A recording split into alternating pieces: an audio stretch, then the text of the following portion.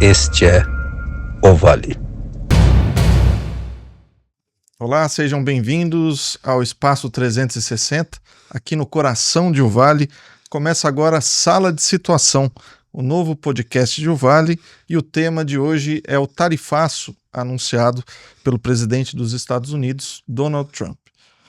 Nós vamos receber aqui para debater esse tema o Rodolfo Arantes, que é economista, ele foi coordenador da FAAP aqui em São José dos Campos também, e também a consultora política Gil Castilho, que tem muita experiência em campanhas eleitorais no Brasil, fora do Brasil, também em projetos em defesa e apoio à democracia.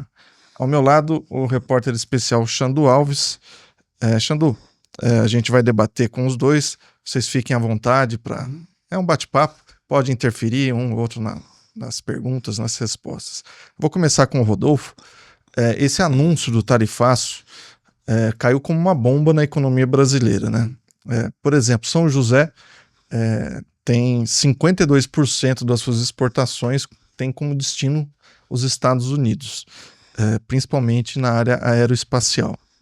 A gente já vê reflexos e desdobramentos em relação a isso. Eu queria, para a gente começar o bate-papo, que você dimensionasse qual é o impacto dessa bomba, que estragos ela pode provocar na economia do Brasil. Tá certo. Em primeiro lugar, obrigado pelo convite.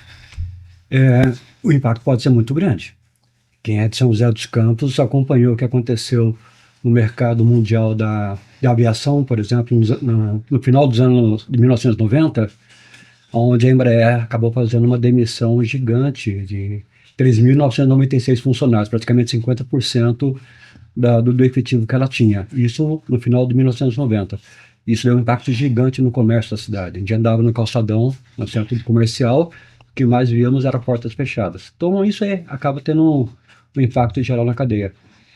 Essa tarifa, se aplicada e dependendo de como o governo reagir a esse tarifário, pode gerar um impacto semelhante a isso, porque você começa a tornar um produto, um dos principais produtos nossos aqui da região, inviável dentro do mercado americano, e praticamente 50% do consumo dos produtos da Embraer vai para o mercado americano, ou seja, os aviões da Embraer estão indo para o mercado americano, os outros 50% você distribui para o mundo, mas 50% está indo para os Estados Unidos.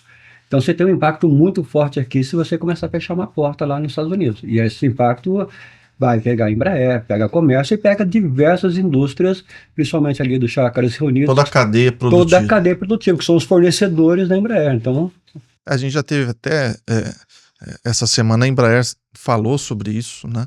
Falou que só esse ano, caso seja aplicado o tarifaço, geraria um custo adicional de 20 bilhões de reais para a companhia e tornaria inviável a operação no comércio americano. Então, vai ao encontro do que o senhor está falando. Exatamente isso.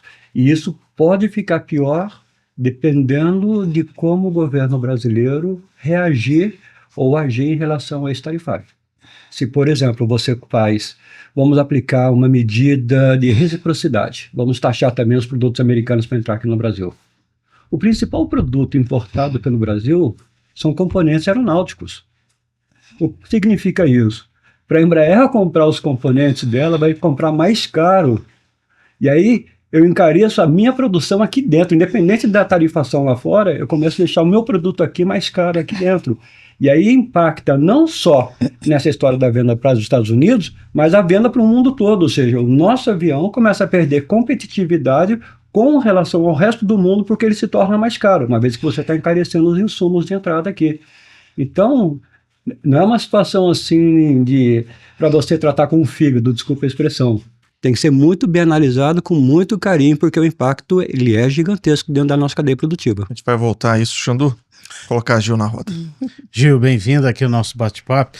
Eu queria que você abordasse, Gil, porque o tarifaço ele foi anunciado por meio de uma carta, né, endereçada pelo presidente dos Estados Unidos ao presidente Lula, em que ele cita diretamente Jair Bolsonaro, que seria uma vítima de uma caça às bruxas no Supremo Tribunal Federal, entre outros temas.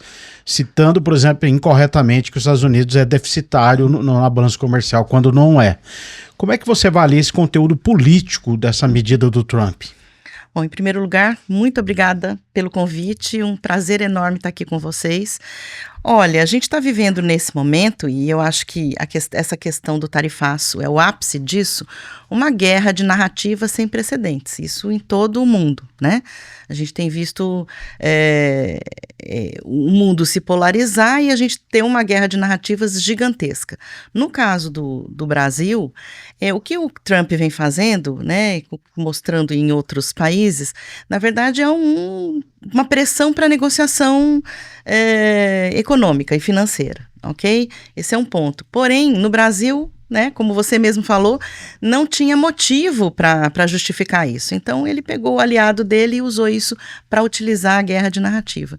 Acabou dando um tiro no pé, né? O próprio fato dele abraçar o Bolsonaro e todos os desdobramentos que vieram depois com Eduardo Bolsonaro e tudo mais, prejudicaram ainda mais a situação do próprio Bolsonaro, mas isso foi só um motivo. E o bem interessante disso é que, por exemplo, na pesquisa Quest, que foi apresentada hoje, 55% dos brasileiros, né, que foram entrevistados avaliam que o Lula provocou consideram que o motivo foi que o Lula provocou o Trump durante a reunião dos BRICS e por conta disso o Trump resolveu elevar um pouco o tom. É o estilo do Trump de pressionar para ver quem cede numa negociação, mas isso mudou todo o eixo da comunicação, inclusive do próprio governo federal, que estava muito mal avaliado e tem aí uma série de outros desdobramentos. Então, politicamente, embaralhou todo o jogo, deu uma sobrevida para o Lula, que começou a melhorar os seus índices de popularidade, mas agora tem toda uma questão econômica e de negociação, né, que precisa entrar aí também dentro desse cenário político para ver para onde a coisa vai. Com certeza. Posso fazer um comentário? Claro. Às vezes a impressão que eu tenho é que o pessoal conversa demais, fala demais. Acho que a situação é tão crítica que eu acho que era o momento de sentar, pensar, discutir e ir para... Como a Gil disse muito bem, foi uma forma que o Trump arrumou para poder chamar as pessoas para negociar. Então agora tinha que ter uma comitiva, tinha que ter um pessoal indo para lá para fazer, vamos sentar e vamos conversar, vamos colocar um adulto na sala e não ficar com essa discussãozinha, essa palhaçada, essa ausência que lá, vou oferecer uma jabuticaba para cá, vamos sentar para tomar uma cerveja, para coisa. O assunto é sério demais para tratar dessa forma, entendeu? Então eu acho que tá... E aí fica muita gente dando explicação, quando na realidade tinha que ter mais ações. Eu lembro quando, há pouco tempo, o Trump lá taxou a China, a segunda nação mais poderosa do mundo depois dos Estados Unidos. 2 dias depois, estava o chinês sentando com ele. Vamos conversar, vamos alinhar. Sem fazer escarcel, sem fazer show, sem fazer nada. Você foi lá e resolveu a vida deles. Então aqui acho que a gente fala demais e faz de menos. Na sua avaliação, então, o caminho correto é o do diálogo, obviamente, e você é contra usar essa lei da reciprocidade. Qual o caminho ideal que você acha que o Brasil deve seguir para evitar um dano maior? Olha, a reciprocidade, no meu ponto de vista, ela é perversa porque ela pune o brasileiro. Em que sentido? Se o brasileiro tem que fazer qualquer tipo... Em primeiro lugar, o Brasil já é um país que taxa demais, sobretaxa demais. A gente tem um protecionismo gigante. Então a gente fala muito dessa taxação americana, mas o protecionismo brasileiro ele é enorme. Qualquer coisa para entrar no Brasil paga taxa. Até mesmo as blusinhas. Você está vindo de fora, você é obrigado a fazer uma declaração no avião do que você comprou lá fora, porque vai ser taxado para você entrar aqui. Passou de $500, você é obrigado a pagar imposto. Ponto. Toda vez que você aumenta uma sobretaxa, você aumenta uma carga tributária, você está penalizando o consumidor final, que é o brasileiro. Então, quando você começa então eu vou aplicar a lei da reciprocidade. O que entra de produto americano aqui, de uma qualidade, vamos falar assim, superior, você taxa, você impacta na inflação, vamos falar assim, seja em produto ou seja em insumos, o que for, obriga o Brasil a ter que negociar com outros clientes, com outros fornecedores, perdão.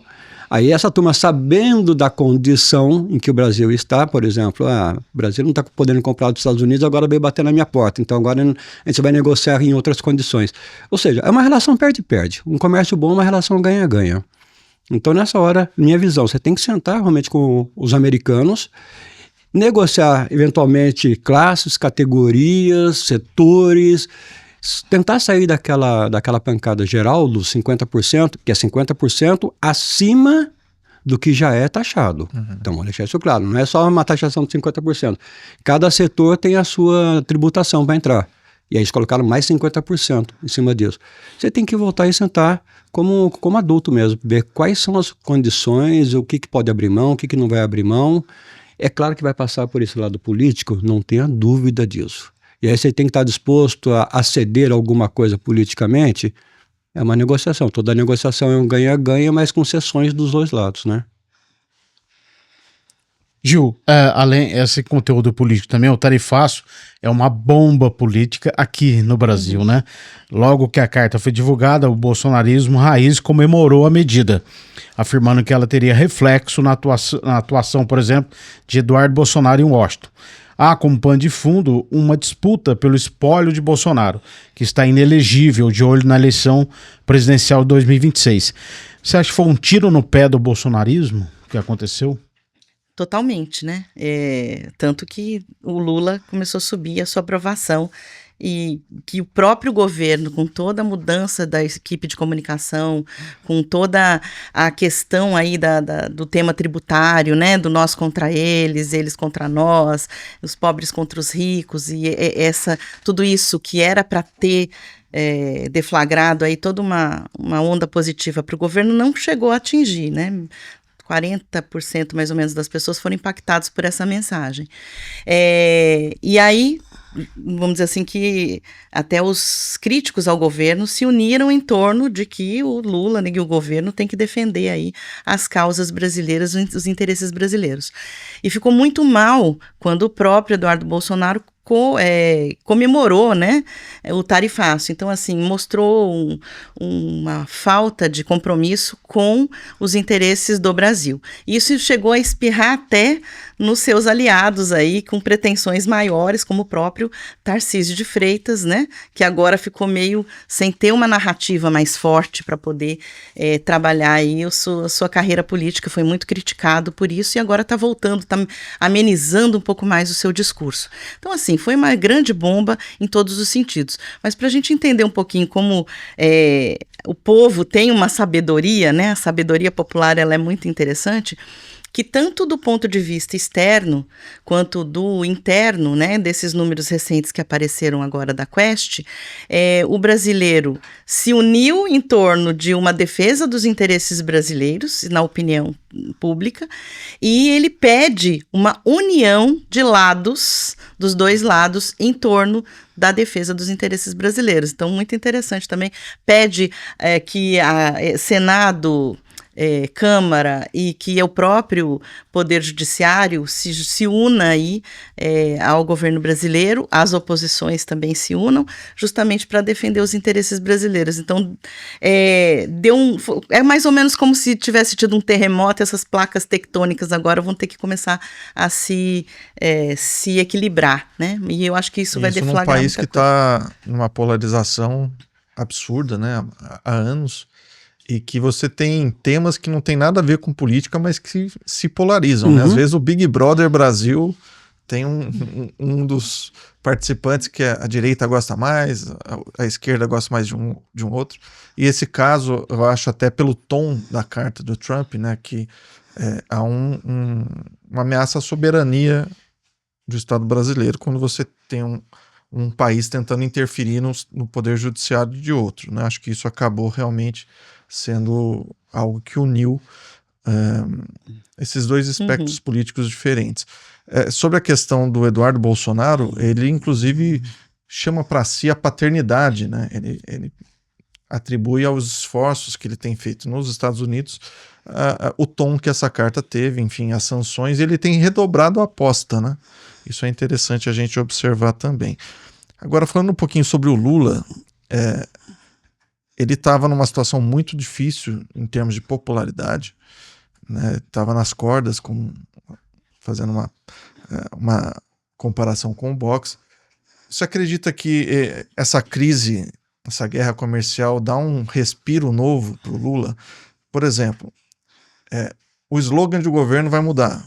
Então você já tem uma mudança de qual vai ser o nosso norte, a bússola de olho, obviamente, na reeleição em 2026. Da pesquisa Quest, eu anotei alguns dados que eu acho que são interessantes. 72% dos entrevistados acham que o Trump está errado. Vale lembrar, por exemplo, o Eduardo Bolsonaro segue defendendo a medida. 79% dizem que o tarifaço vai prejudicar a sua vida no Brasil. Exatamente. Então essa é a percepção de quase 80% do eleitorado.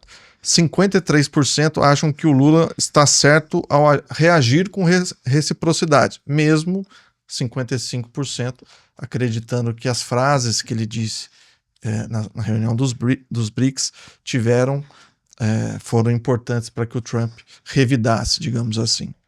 Então a gente vê que é uma mudança grande num cenário, num governo que estava enfrentando sérias dificuldades. Você diria que essa crise recoloca o Lula como um forte candidato para a reeleição?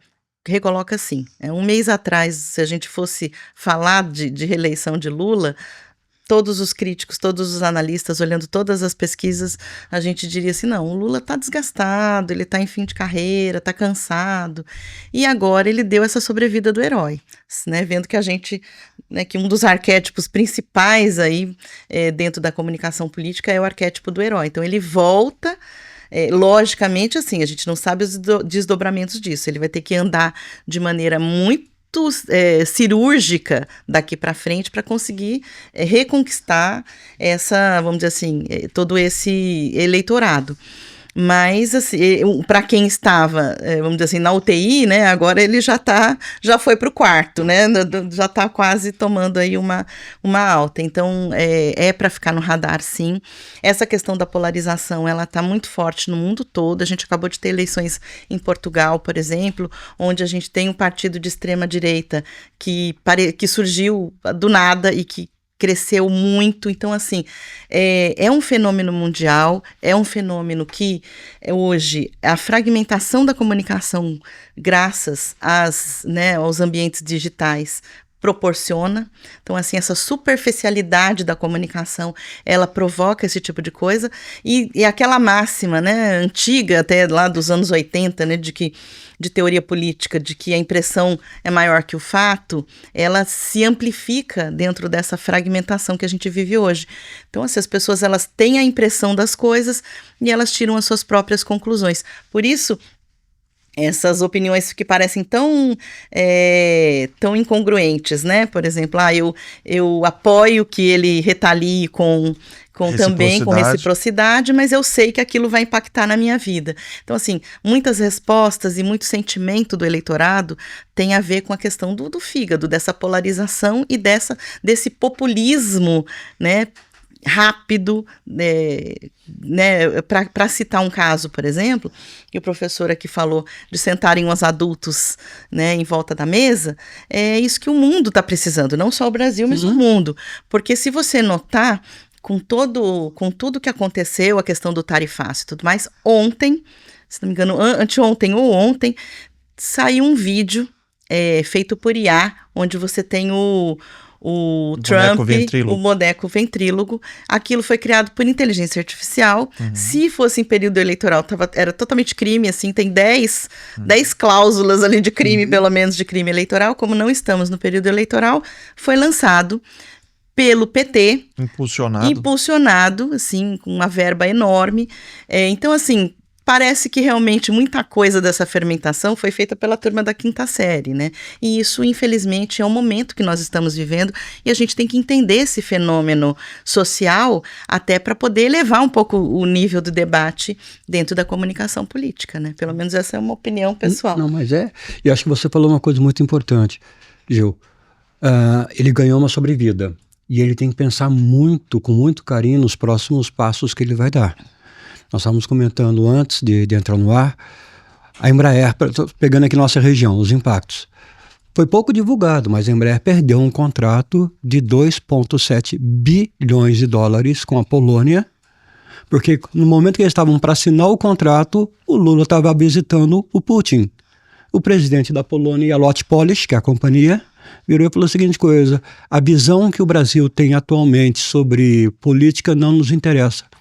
Cancelou o contrato de 2,7 bilhões de dólares e fechou com a Airbus. Então, olha o impacto que isso dá. Ontem, a OTAN anunciou o quê? Nós vamos taxar a Rússia. E tem as taxações secundárias.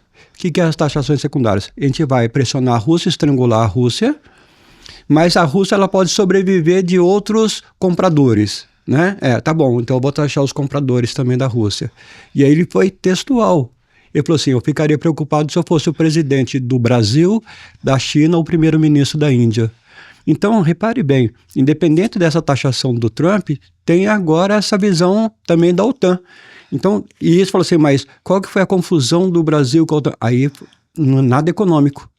É tudo movimento político. Então, tudo gira em torno da política que vai impactar diretamente na economia. A gente perdeu um contrato gigante, uma questão de, bem, se você apoia esse país não nos interessa. Para a Polônia, por exemplo, a pior coisa é ter uma parceria com um país que tem parceria com a Rússia. São inimigos mortais ali. Então você já perde um contrato. Então você fala assim: é uma visão política? É uma visão política. Então você tem que tomar muito cuidado com os seus próximos passos, com as suas falas. Todo mundo comenta que o Lula, que o Trump fez isso depois do BRICS, da reunião do BRICS aqui. Na minha visão, a reunião do BRICS foi só a gota d'água que transbordou o copo. Porque antes da eleição, o Lula já falava que se o Trump ganhasse,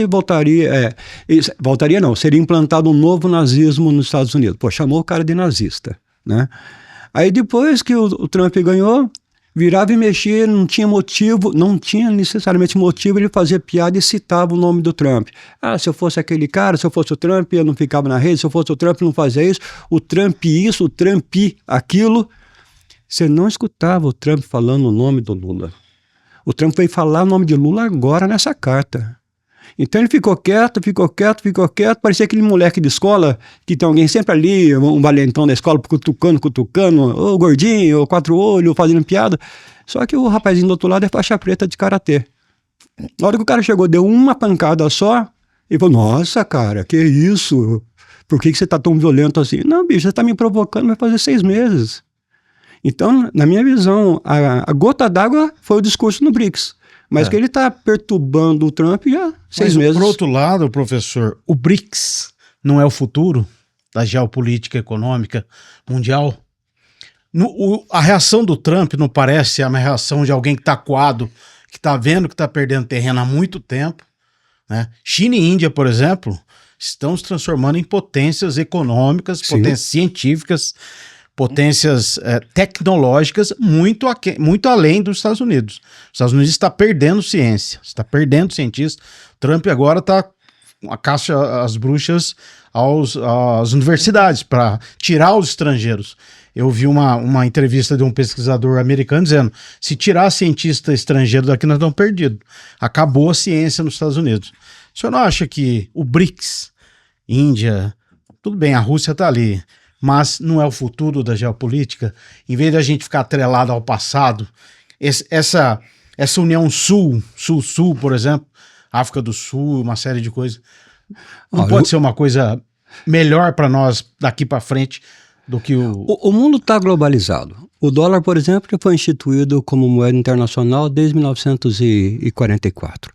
Ou seja, você vai mexer em algumas coisas que não tem muito sentido, e isso me pareceu mais uma provocação mesmo. Tipo assim, nós vamos mudar a moeda, que agora não vai ser mais o dólar, nós vamos criar a nossa própria moeda aqui. Tanto que, quando foram perguntar lá o chanceler russo virou e falou o seguinte coisa: essa ideia partiu de um tal de Luiz Inácio, não tem nada a ver com a gente aqui. Não foi uma coisa que saiu do BRICS, saiu da cabecinha do Luiz Inácio. E aí que a gente está comentando, é um momento onde fala o desnecessário, fala besteira. Eu acho que os grandes blocos, sim, têm a tendência a ser o futuro da geopolítica. Desde que você tire um pouco a parte, vamos falar assim, assistencial política da conversa, fica muito mais fácil para você fazer as negociações. Seja Mercosul, seja lá na Europa, se você quiser montar... O BRICS é uma coisa antiga, o BRICS, vamos falar assim, tem mais de 15 anos, 20 anos, parece que sempre vai decolar, mas está sempre ali patinando daquele jeito todo. Tem as negociações? Tem a negociação.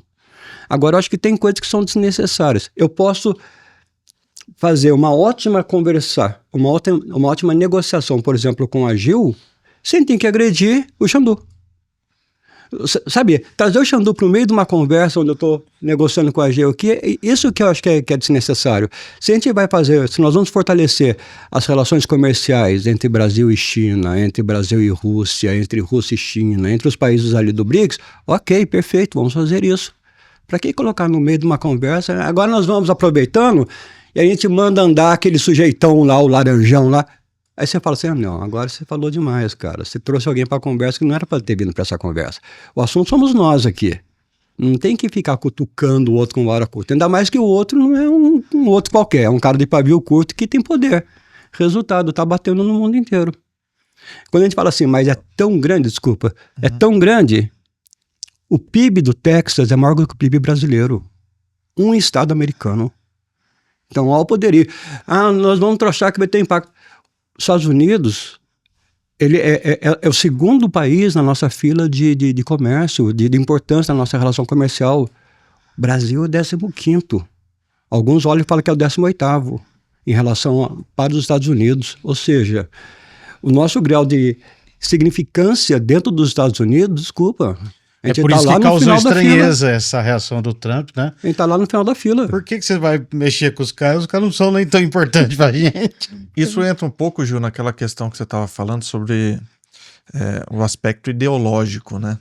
Então você tem hoje uma confusão, né? Você não tem o Estado brasileiro conversando com o Estado norte-americano, ou a presidência da Argentina tendo uma relação com a presidência do Brasil. Você tem muito aspecto ideológico que acaba confundindo e impactando essas relações, né? O Lula, Milei, por exemplo. E também você não acredita que esses órgãos reguladores que vão arbitrar as disputas, né? Eles foram enfraquecidos, assim, a ONU, por exemplo, você tem a OMC, o Brasil fala, vamos à OMC, mas os Estados Unidos já peitaram esses organismos uma série de vezes. Então, existe um enfraquecimento desses organismos internacionais? Eu não diria um enfraquecimento, né? Eu acho que eu não tenho até subsídios para dizer isso, mas do ponto de vista do que está acontecendo por conta justamente desse populismo e desse imediatismo das redes sociais, por exemplo, tudo é decidido por rede social, né? Cartas são mandadas por rede social. Tá se perdendo um pouco, eu acho que o sentido republicano, a tal da liturgia do cargo, deixarem as coisas um pouco mais formalizadas. É que isso acontece na diplomacia, mas está numa camada abaixo.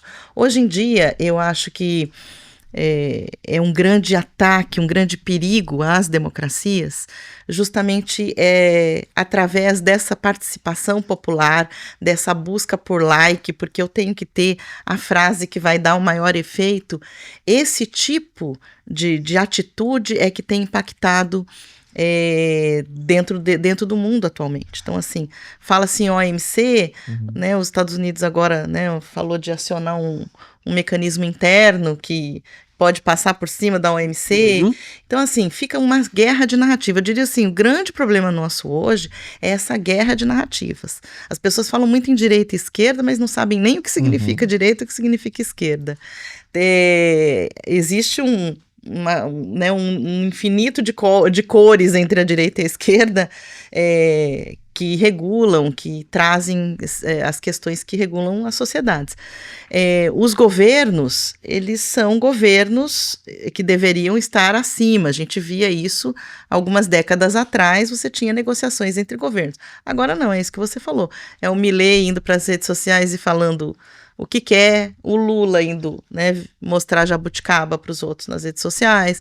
Quer dizer, a gente transformou parece que transformou tudo num reality show, né? Um espetáculo, Um espetáculo. Né? E, na verdade, quando a gente estudava o estado de espetáculo, né, a partir de teorias ali também dos anos 80, anos 90, que havia já um conceito de espetacularização da política, eu acho que ninguém chegou a pensar que chegaria nesse ponto, onde todo mundo hoje é protagonista, todo mundo emite opinião, mas também está sendo ali manipulado pelos algoritmos, por essas, né, quer dizer assim, eu vou aparecer mais se eu falar uma frase polêmica, se eu tiver uma atitude polêmica. Então, tudo isso a gente precisa começar a passar pelo crivo da razão, porque, de fato, vai acabar, sim, aí eu acredito que no futuro, ou no futuro breve ou não, impactando justamente nessa questão da força dessas instituições. Hoje a gente tem, por exemplo, a ONU respeitadíssima, hoje em dia fala-se da ONU, determinados grupos, a ONU é de esquerda, a ONU não sei o quê, descredibiliza trabalhos que são trabalhos importantes. Então, assim, acho que a gente tem que ficar de olho. Esses movimentos também tensionam a democracia, né? A gente viu isso no Brasil, que culminou com o 8 de janeiro de 2023, no Capitólio americano também, e nessa nova gestão Trump. Agora, voltando um pouquinho sobre a questão da Quest, a análise da Quest, da pesquisa, é que esses movimentos, o tarifaço, a reação do bolsonarismo mais radical, está levando para o colo do Lula o eleitor de centro, que é um eleitor que decide eleição, né? Você tem os opostos, os extremos, mas quem vai fazer a balança pender para um lado ou para o outro é esse eleitor de centro. E aí eu acho que a gente podia falar um pouquinho mais sobre o Tarcísio, né? Tarcísio, eu ouvi um dia desses que os radicais acham ele moderado demais, os moderados acham ele radical demais. Então ele ficou um pouco sem time, sem turma, né? Pelo menos no início dessa crise, ele agora está se movimentando para tentar recuperar o terreno.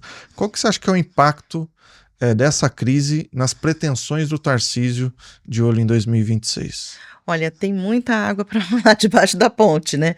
Mas, de fato, o Lula ganhou essa sobrevida, até porque uniu ali, né, um sentimento de nós contra eles, né, nós brasileiros contra os americanos, enfim, na defesa dos nossos interesses. Mas o que acontece, assim, historicamente, numa situação normal da sociedade, você tem isso sempre. Você tem ali os dois polos que vão ficar brigando, né, e vão cada um defendendo com unhas e dentes as suas posições, e você tem uma massa indiferente, que é o pessoal que precisa sobreviver, pega ônibus todo dia, não tem hospital, a escola é precária, são pessoas que estão gastando a sua vida para sobreviver. Essa é a grande parte né, do perfil do brasileiro, né? Nós somos um país pobre. E aí, o que acontece? Esse povo, ele está mais preocupado em sobreviver e vai começar a pensar em questões eleitorais, de fato, lá na frente. Se você fizer uma pesquisa eleitoral, que não é essa, a Quest fez uma pesquisa de opinião, mas se a gente fizer uma pesquisa eleitoral hoje, você vai ter ali 70%, 80% de indecisos, não sabe nem quem são os candidatos e nem para onde a coisa vai. Isso vai se intensificar no ano que vem. E quem souber se posicionar melhor do ponto de vista de que comigo as coisas vão ser menos polarizadas e mais vantajosas, vai ter a melhor posição. Então, assim, não é à toa que o Tarcísio está aí viajando o estado, não só o estado, né, tá dando seus pulinhos para fora do estado de São Paulo, justamente para mostrar o quanto ele é um gestor, o quanto ele faz. Então, assim, tem muita coisa ainda para a gente ir andando. Eu diria só que realmente, de fato, nesse momento, ter abraçado o Bolsonaro, ou defendido, ido lá, né, ser a favor da anistia, isso pesa um pouco para o eleitor de centro, que não é bolsonarista e que cada vez mais está tentando passar um pouco longe dessa questão. Um exemplo prático disso é o seguinte: nas eleições do ano passado, muita gente achou que se abraçasse Lula ou abraçasse Bolsonaro, estaria eleito. E aí eu não preciso nem citar, acho que vai passar pela cabeça de vocês vários casos onde quem se elegeu, de fato, era quem não estava em nenhum desses lados. A grande maioria, inclusive, dos eleitos foi dentro desse espectro. Então, assim, na hora que o eleitor precisa pensar qual é a melhor solução para mim, essa briga da quinta série vai acabar pesando negativamente. Esse é o meu ponto de vista e, assim, analisando aí as últimas eleições. E a Quest tem um dado interessante, né? 84% dizem que são a favor da união de esforços para solucionar a crise, né? Então esse é um dado que mostra realmente essa ideia de que é preciso unir. E geralmente quando a gente tem esses movimentos, né, tem dois extremos e quem vai decidir ao meio, a questão do bolso é fundamental, né? Tem aquela expressão, a economia. E a economia é estúpida, né? Continua sendo. Isso é um lema e essa questão afeta diretamente o bolso do brasileiro. Exato. Professor, o governo dos Estados Unidos eles também abriu uma investigação oficial contra o Brasil por práticas comerciais que eles consideram injustas, que poderiam prejudicar empresas e produtores americanos. Na imprensa em off, membros do governo afirmam que é uma forma de obrigar o Brasil a negociar com uma arma na cabeça. Até o Pix entrou nessa história. Qual é o efeito prático dessa investigação? É mais uma pancada, ou seja, são três pancadas. Você tem primeiro o tarifaço do Trump anunciado, depois você teve o da OTAN, que não anunciou diretamente a taxação no Brasil, mas falou de uma taxação secundária, e agora essa investigação sobre as práticas comerciais daqui do Brasil. É assim, uma forma que o governo americano está usando para poder sentar e investigar a forma como o Brasil negocia, a forma como o Brasil transaciona. E, de novo, uma coisa que a gente pouco comenta, o Brasil é um dos países mais protecionistas que existe, e não é de agora, vamos deixar isso claro, não é de agora, já de muito tempo que o Brasil ele é muito protecionista, ele taxa muito a entrada aqui, protege muito a produção nacional. O americano também faz muito isso. Agora, ele está usando isso aí como uma forma de vir para cima do Brasil, assim, em vários aspectos. Ele quer tirar um pouco esse lado do político e ir mais para o lado econômico, do lado do correto. Vocês fazem a negociação correta, vocês vocês são justos na forma de vocês fazerem as vendas nacionais, as compras, etc. e tal. Então, agora eles querem aproveitar para fazer uma devassa no que já sabe. Tudo isso, quando a gente fala assim, quando o americano vai fazer uma investigação, ele já sabe o que ele vai encontrar, isso aqui é o documento.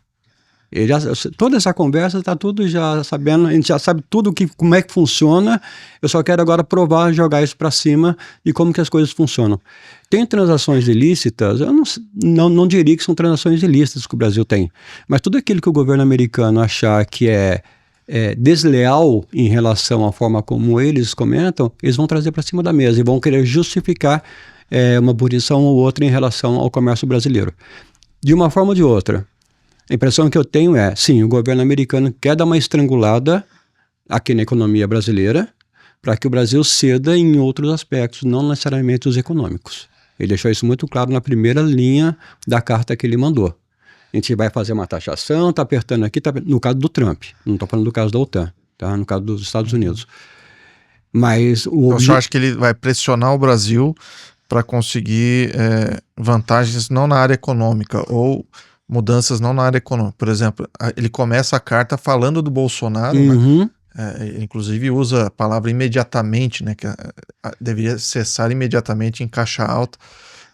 Fala também sobre as big techs, né? Esse é o ponto. Eu acho que Bolsonaro, vamos falar assim, economia pontinha do iceberg, na minha visão, Bolsonaro é o segundo nível do iceberg, aonde que o Trump está querendo chegar? No terceiro nível. O que é terceiro nível? Ele está falando em STF. A forma como a coisa está acontecendo no Brasil, liberdade de expressão, censura, taxação, aquilo que aconteceu, por exemplo... Mas isso não é um ataque à soberania de um país? Frontal, né? Sim, eu não estou discutindo se está certo ou se está errado, estou falando que sim, é fato. Então o que acontece? Ele vai direto para cima disso. E aí ele fala assim, você está atacando... Seria mais ou menos como o Lula mandar a Corte Suprema Americana... Então, o que ele está falando é o seguinte, você está atacando a nossa soberania.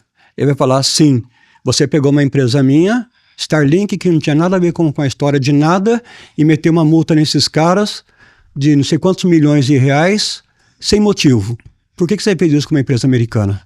Por que você abre um processo contra um americano ou um brasileiro morador aqui nos Estados Unidos e infere a minha primeira emenda? Fala, mas isso é minha soberania. Fala, tudo bem, é a sua soberania, mas olha o que você está fazendo. Você quer pegar, por exemplo, o Twitter? Não conseguiu pegar o Twitter, tudo bem, eu pego a Starlink, que também é do mesmo dono. Não é do mesmo dono. O Elon Musk, ele é acionista aqui como é acionista aqui. E nem sei se é o acionista majoritário da Starlink. Starlink teve que pagar uma multa gigantesca, e são coisas que a gente vai acabar esquecendo. E os caras estão olhando para essa turma toda. Falei, não, peraí, as ações que você está tomando não são corretas. Ah, mas essa é a minha soberania. Falei, tudo bem, mas não está correto. Então eu vou bater em cima disso.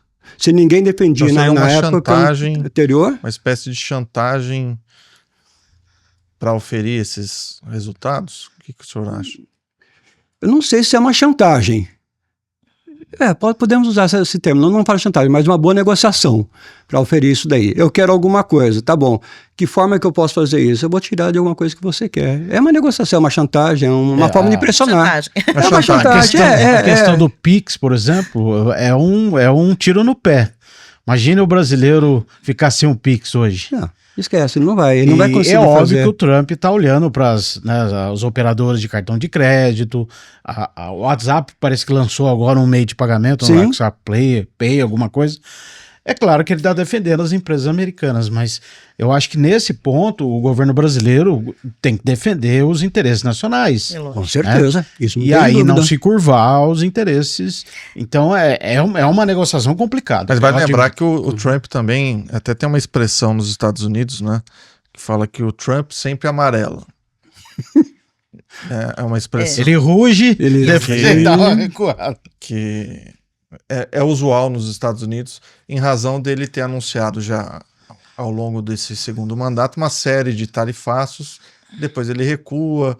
Então isso faz parte também de uma estratégia política. Então, né? toda negociação funciona como?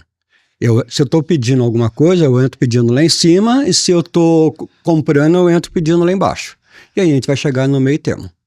Bom, toda negociação começa. Se eu estou comprando, você está vendendo, você vai entrar com o preço lá em cima, eu vou entrar com o preço lá embaixo, vamos chegar no meio termo.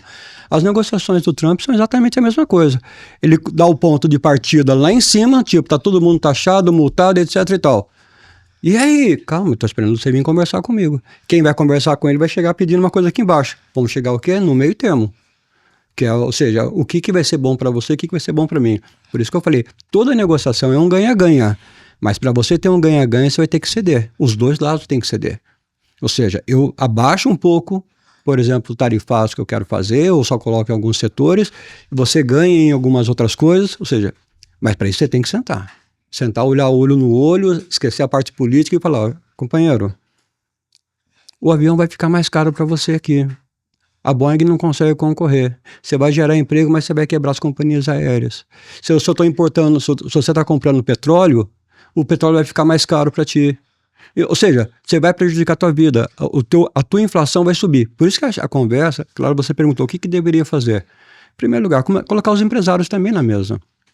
Se tiver um grupo representante de empresários aqui do Brasil para conversar com um grupo de representante de empresários lá nos Estados Unidos, você vai ver que os dois lados estão perdendo. Os empresários nacionais, brasileiros, e os empresários americanos estão perdendo.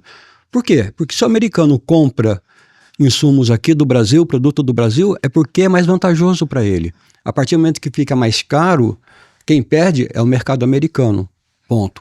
Para o brasileiro também perde, porque ele não consegue vender, porque fica uma coisa inacessível.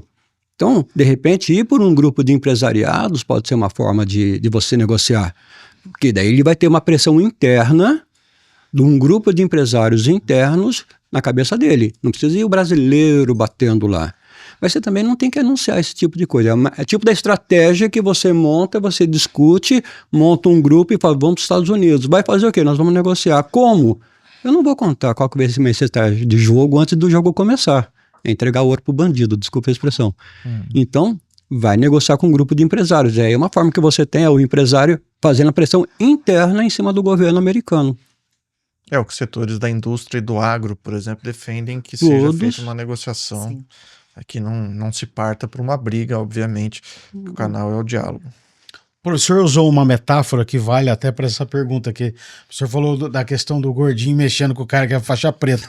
O problema é quando o gordinho, o magrelinho, o feinho, não sei o quê, 18 se une contra o faixa preta, né? Os presidentes da Câmara e do Senado, ao lado do Geraldo Alckmin, manifestaram apoio ao governo federal nas negociações e se isola ainda mais o Bolsonaro, os defensores de que a tese principal é a anistia em razão da tentativa de golpe de Estado hoje.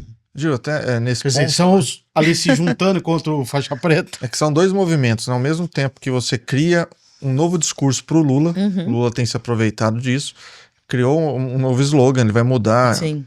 a bússola do governo, em razão, vai tentar vender essa ideia de defensor da soberania brasileira, etc.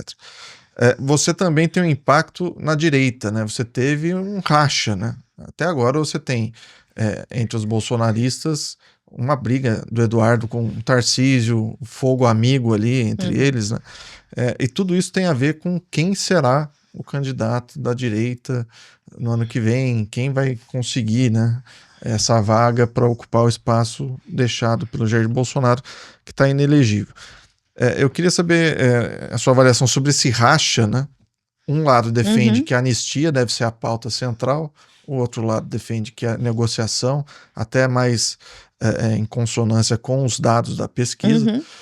E, por outro lado, o Bolsonaro deixa para o último momento, até agora, mantenha o discurso de que será candidato. Como é que você avalia toda essa salada na direita? Eu acho que a questão do Bolsonaro é um desespero mesmo, né? Eu acho que assim, tá bem claro que tudo caminha para que ele de fato seja incriminado e condenado, né? E aí, logicamente, que você tem um grupo que é um núcleo duro mais próximo do Bolsonaro que vai defender ali com unhas e dentes, porque existe um bolsonarismo raiz ali. Só que, logicamente, é aquilo que você falou. O que importa, de fato, é a opinião pública. A própria pesquisa já vai mostrando ali o quanto as pessoas já estão se distanciando dessa... né, não anistia, meio que deixa que ele cumpra o que ele tem que cumprir e queremos o futuro. Na verdade, inclusive, isso é um sentimento que as próprias teorias aí da comunicação política explicam, né? Que é a lei da efemeridade, assim. Beleza, ele já funcionou para mim no passado, ele me representava, hoje em dia já não me representa mais. Não existe essa fidelidade. E daí isso reflete internamente dentro da direita atuante, justamente nesse sentido. Quais chances eu tenho para me eleger ou continuar na carreira política se eu estiver próximo ou não do Bolsonaro? Todas essas movimentações importam. E a gente vê que, logicamente, que no fim das contas o que vai importar é a opinião pública e que cada um vai fazendo seus movimentos nesse sentido. Por isso, até o próprio Tarcísio já abrandou um pouco aí o seu discurso com relação a isso. É curioso o bolsonarismo radical não ter entendido ainda essa necessidade. Ele, em geral, se adapta bem ao humor das redes, enfim, a popularidade de diversos temas, ele continua abraçado a essa pauta da anistia. Porque eu acho que eles nunca viveram um momento de crise como esse, onde eles, né, o líder, né, tá em xeque e toda uma ideia, todo um conceito ali pode ser colocado, né, a perder. Então, acho que é por aí. Só um complemento, a questão do Tarcísio, ele embarcou na onda do Eduardo, Isso. né? Ele culpou o Lula, talvez ele tenha feito a leitura errada de qual versão da história ia sobressair aqui no país, ô Gil? Exatamente. Na verdade, assim, as pessoas deveriam entender que tem sempre a regra das 48 horas, quando você tem um assunto que ele é polêmico.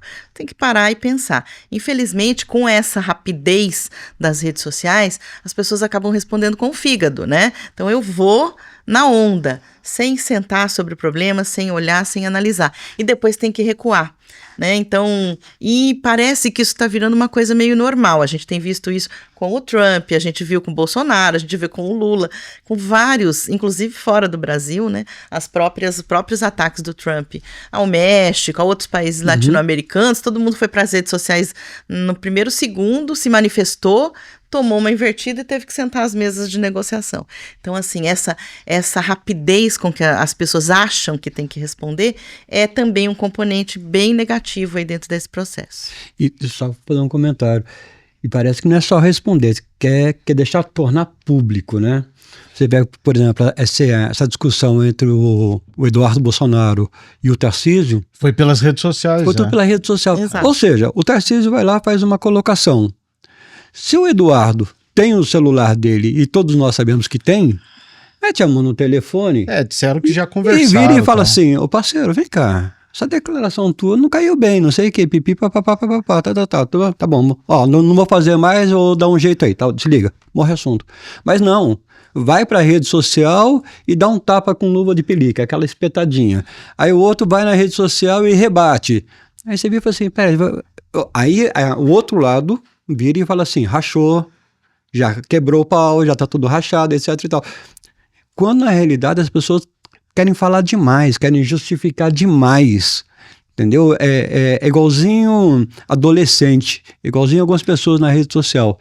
Querem mostrar para as outras pessoas uma coisa que elas não são, de uma vida que elas não têm, para pessoas que elas não conhecem.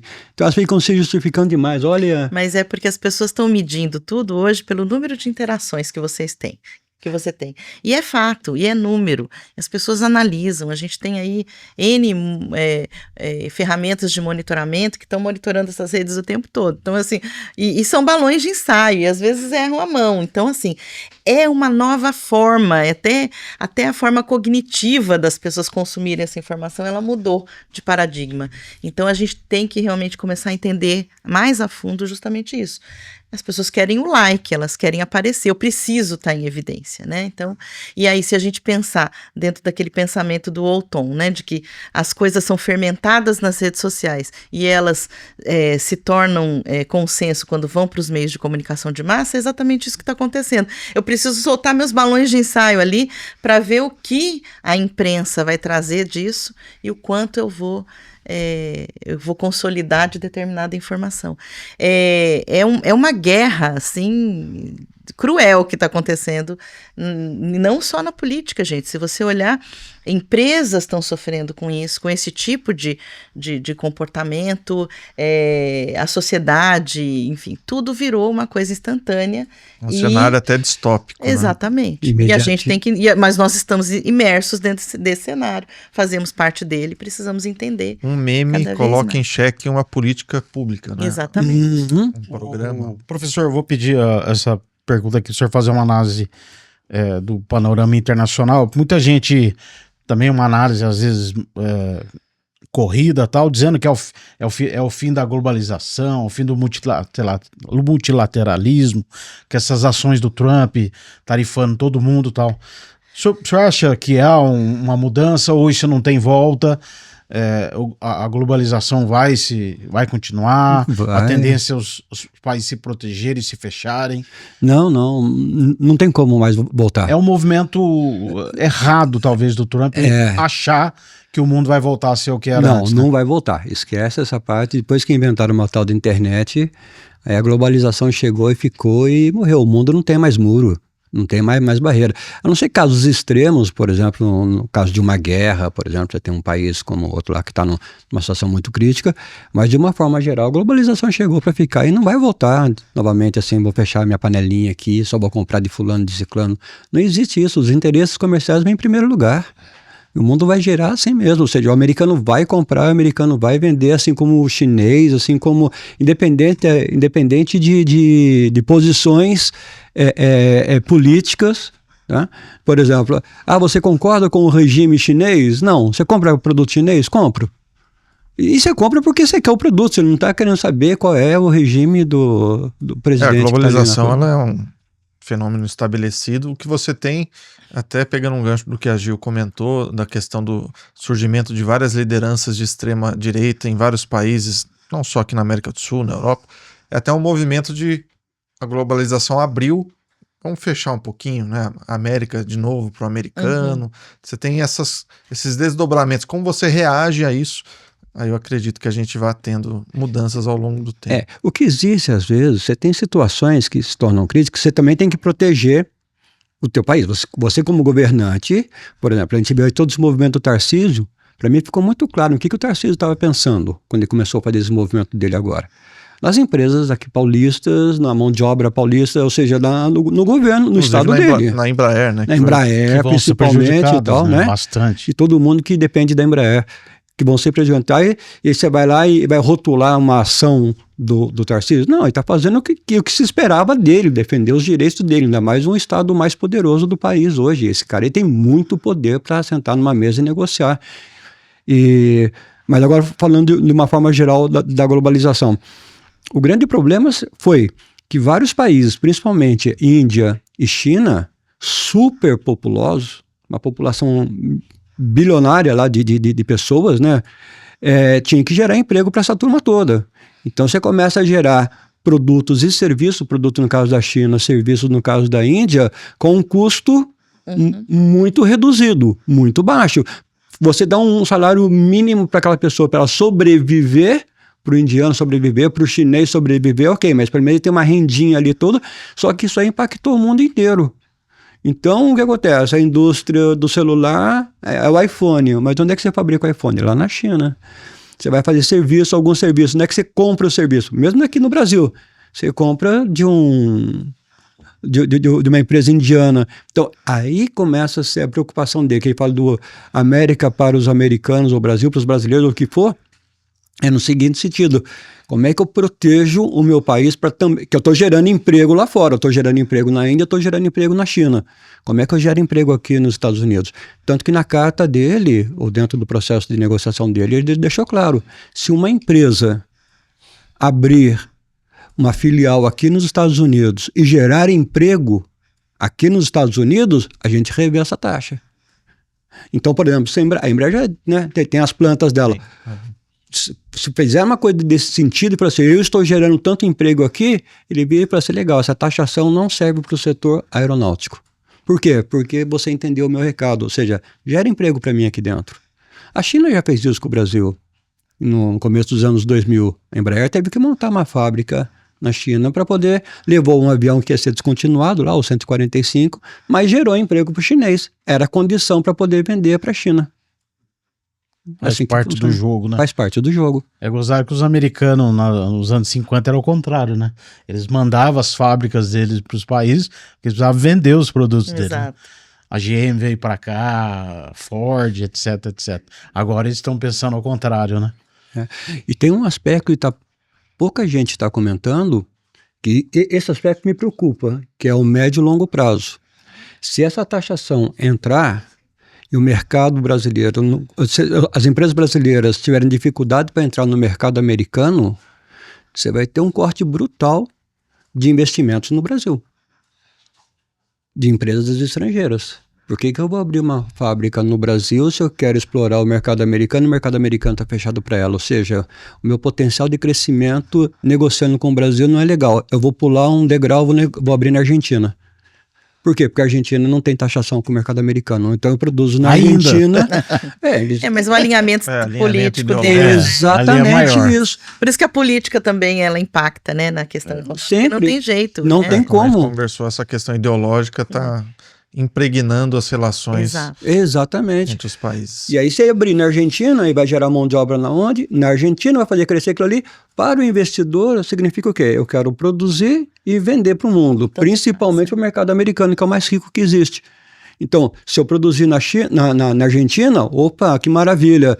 Não, o Brasil está com as portas fechadas. Então, o que acontece? Sai investimento daqui, vai investimento para os outros países que não tem o problema da tarifação, você vai ver o preço do dólar disparando. Aí, ou seja, é um círculo vicioso que todo mundo perde com isso. Essa é uma preocupação que eu tenho a médio e longo prazo, o corte de investimentos aqui no Brasil.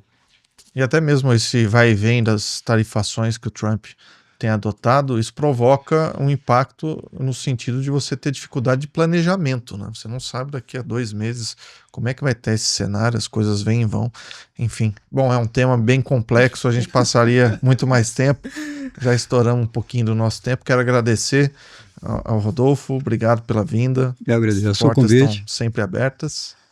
E Gil, obrigado também, a gente já se conhece aí de outros carnavais e sempre que vocês quiserem, a porta está aberta para vocês conversarem conosco. Muito obrigada, prazer enorme estar aqui com vocês. E eu agradeço de poder dividir com uma moça como a Gil.